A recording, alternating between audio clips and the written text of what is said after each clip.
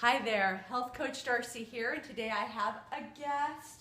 This is my son, Carson Monette. He's 11 years old, and he's going to help us demo today proper weightlifting stance.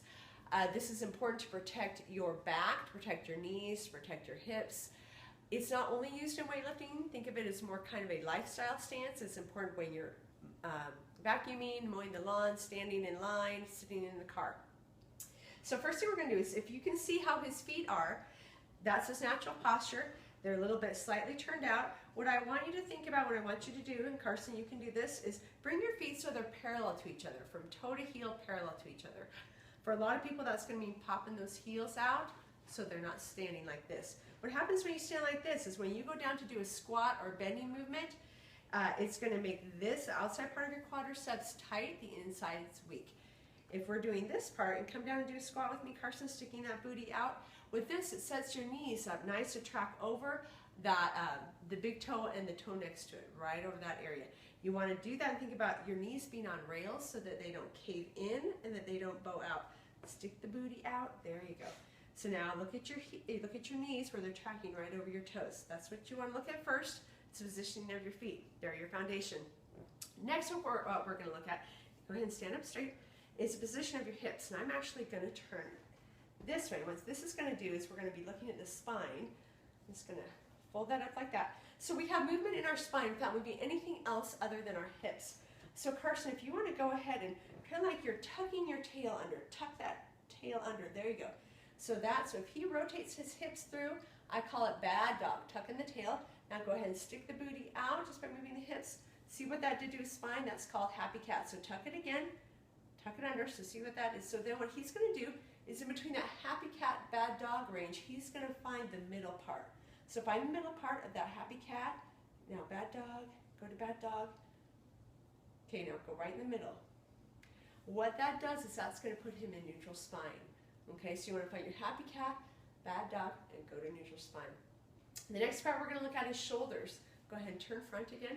So with gravity, with computer work, looking down, we start doing this. We start having this rounded shoulder, we start having this caved in towards the ground positioning. What he's going to do, what you're going to think about doing is rolling your shoulders down and back. Roll your shoulders down and back. So turn to the side again, please. There's a slight contraction here with your shoulder blades. You don't want to over-exaggerate it like this, but you do want to slightly roll your shoulders down and back. Okay, down and back. So you don't have that rounded shoulder look, slightly engaged back here. The next thing we want to look at, you can stay in this position, is what I call curious turtle. See, a lot of people, if they're doing a pulling movement, their chin juts out. If your chin juts out or you're doing computer work with your chin out, what happens is this is a large weighted melon here. And what happens is these muscles are not meant to support it on their own.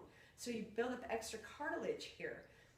Because these muscles aren't working and it has to somehow support the melon.